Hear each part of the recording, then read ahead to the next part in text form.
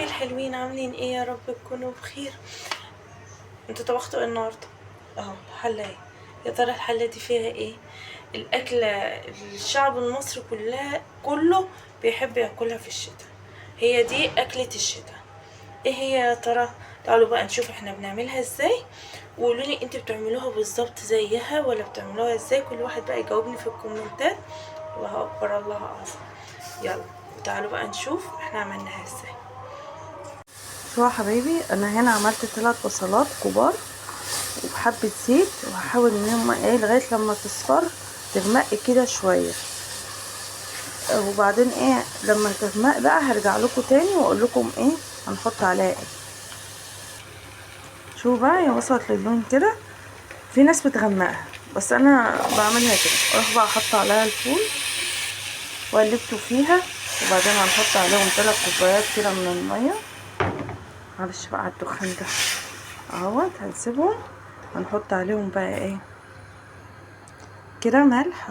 كانت ماما الله يرحمها معلماني ان انا لما اجي احط على الرز المعلقه الخشب ديت تقول لي تتملى كده نفس المنظر ده. فانا ديت معاييري في كل حاجه.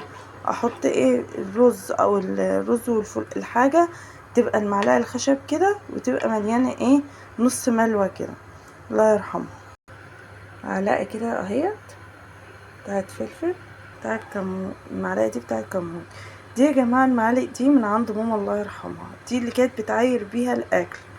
فطبعا لما انا اتجوزت، لما هي توفت انا خدت منها خدت من العلب بتاعتها المعالق دي عشان لما اجي اطبخ اعرف اعاير بيها. فسبحان الله انا عندي معالق كتير والله ما شاء الله، هي مجهزين وجايبه لها احسن حاجه، بس انا المعلقه دي ما اعرفش اعاير الا بيها. سبحان الله. يعني حتى ديت اما اجي امسكها كده افتكر مسكه ايد ماما الله يرحمها. ف معلش بقى كل شويه اقلب على كل مواجع، بس هو والله كده ده العيار كده مظبوط. ملح فلفل كمون.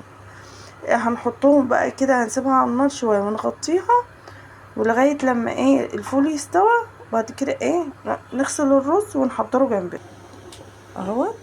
هنروح بقى مغطينها وسايبينها شويه كده على جنب لغايه لما الفول يستوى خالص. بعدين هغسل الرز ونحطه عليه. حبايبي هو كده خلص اهوت. شايفين الجمال؟ هو بيدخن كده في الشتا بقى يدفي.